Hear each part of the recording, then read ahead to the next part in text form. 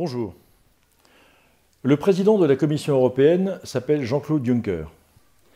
Il a été porté à cette responsabilité par le Parti populaire européen et largement soutenu par les députés européens des Républicains qui ont été élus en 2014 à Strasbourg.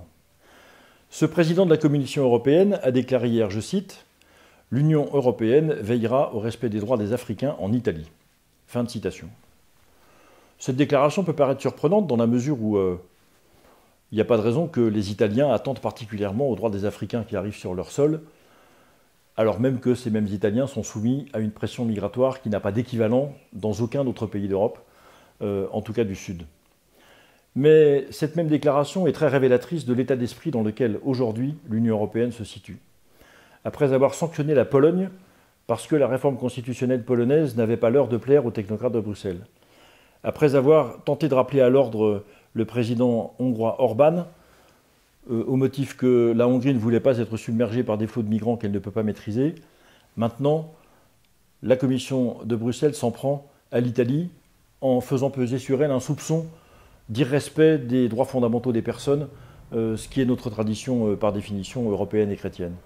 C'est insupportable, je vous le dis comme je le pense, et même si peut-être ça ne se voit pas à l'écran, ça provoque chez moi des bouffées de colère que j'ai du mal à réfréner. Parce qu'au fond, c'est bien tout le projet européen qui se déroule sous nos yeux avec un soutien actif du président de la République Emmanuel Macron.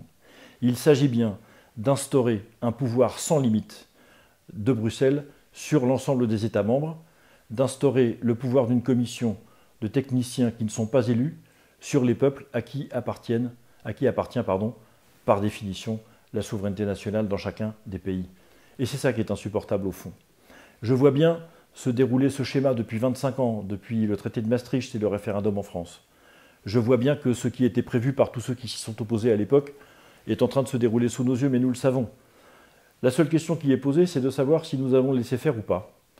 Et si nous allons laisser les choses en l'état, c'est-à-dire une commission toute puissante, d'un côté, qui ne rend compte à personne, en face de peuples qui ne comprennent pas sa politique, ne l'acceptent pas, qui ne cessent de désigner des représentants nationaux qui sont opposés à la politique de l'Europe, sans que cela ait, sur l'organisation européenne et ses orientations, aucune espèce de conséquence.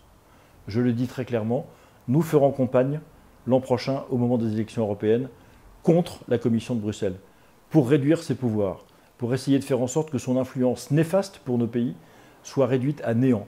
Il ne peut pas y avoir de salut de l'Europe si la Commission européenne reste en l'état. Ce sera notre principale cible.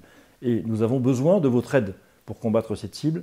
Il y a beaucoup d'autres choses à régler, bien sûr, sur le plan européen, mais tant que la Commission restera en l'état, il n'y aura rien à faire.